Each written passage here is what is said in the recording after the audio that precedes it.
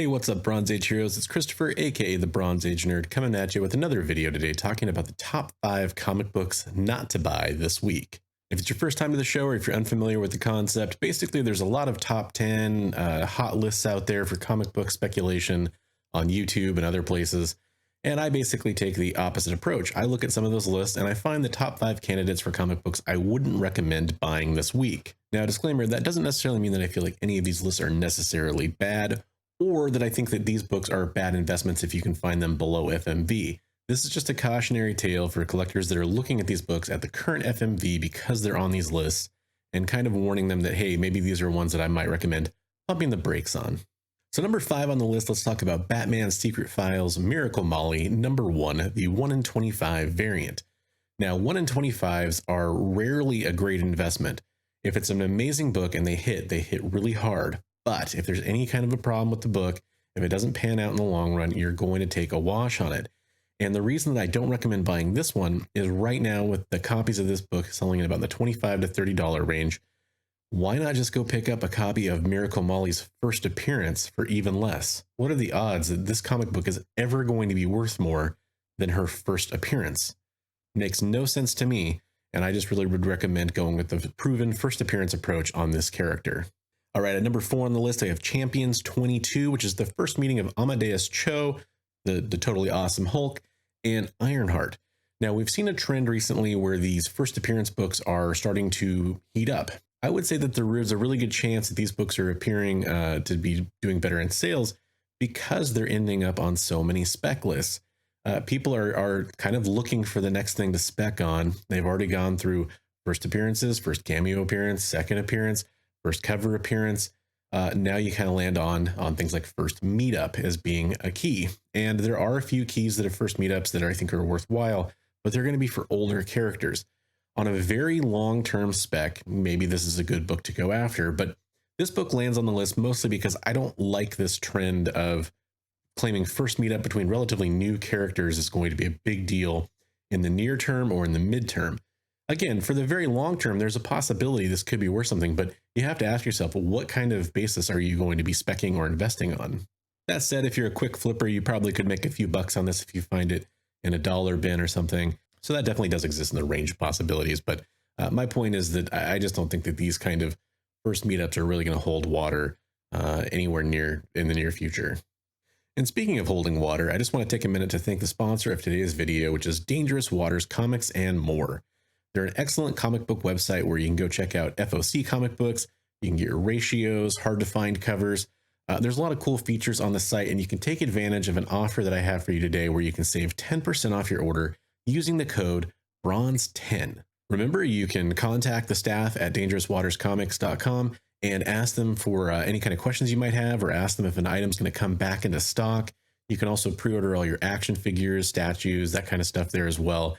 Definitely a fun place to go shop. I made a pretty big order on dangerouswaterscomics.com the other day, and I'm looking forward to getting it. Everything's always shipped and packed with care, and I absolutely love supporting smaller online comic book shops like this as opposed to some of the larger ones out there, just because, you know, I like to give the small businesses my dollars where I can, and I think that this is a really good store to support. So I recommend that you go check out dangerouswaterscomics.com, and if you do head over there, don't forget to use the code BRONZE10 at checkout to save 10%. And I want you to remember, at Dangerous Waters Comics and More, it's a place where you can live dangerously.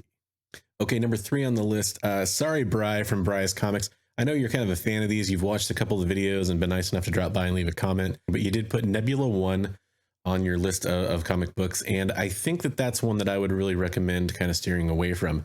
You could get her first appearance for just a little bit more than this comic book is going for. Certainly long term, I think, you know, first solo title is in the realm of something that is worth collecting and kind of holding on to.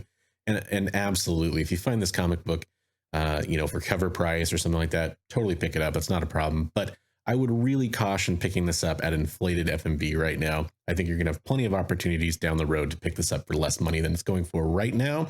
And as a long-term spec, I like this, but short-term or something that you're looking to flip soon, I don't really dig this one. I know the big basis for this was that Nebula is going to play a bigger role in the upcoming Guardians of the Galaxy film, but even then, she's already been a fairly pivotal character, and she hasn't really moved the needle in a huge way on her first appearance. So I don't think this one's going to really shoot through the roof just because she's a big character in the next film. Okay, at number 2, let's talk Gunslinger Spawn and Spawn 309. Now, this comic book hit the ground running. It was very hot the week that it came out, and it hasn't really cooled off too much, and it's heated back up now because we have Gunslinger Spawn coming to his own solo title. This is a pretty cool Gunslinger Spawn cover, but I do wonder about the value of this long term, so it's going to make it on my list because I think I'd rather go after the first appearance or the first cameo appearance of Gunslinger Spawn. I think those are better comic books to go after. That said, this is kind of a riskier pick for me because I know Gunslinger Spawn is very popular. I would say if you find this comic book for less than it's worth, which is going to be hard to do, go ahead and pick it up, but I wouldn't go chasing it. Just my recommendation on this one. Maybe I'll be proven wrong, but I don't like to just make safe choices on this list. I actually like to take some chances. And I think long term, you're probably going to find this comic book for a little bit less than it's going for right now. And that brings us to number 1, the final comic book on this list. My number 1 recommendation for comic book not to buy this week is Amazing Spider-Man 361.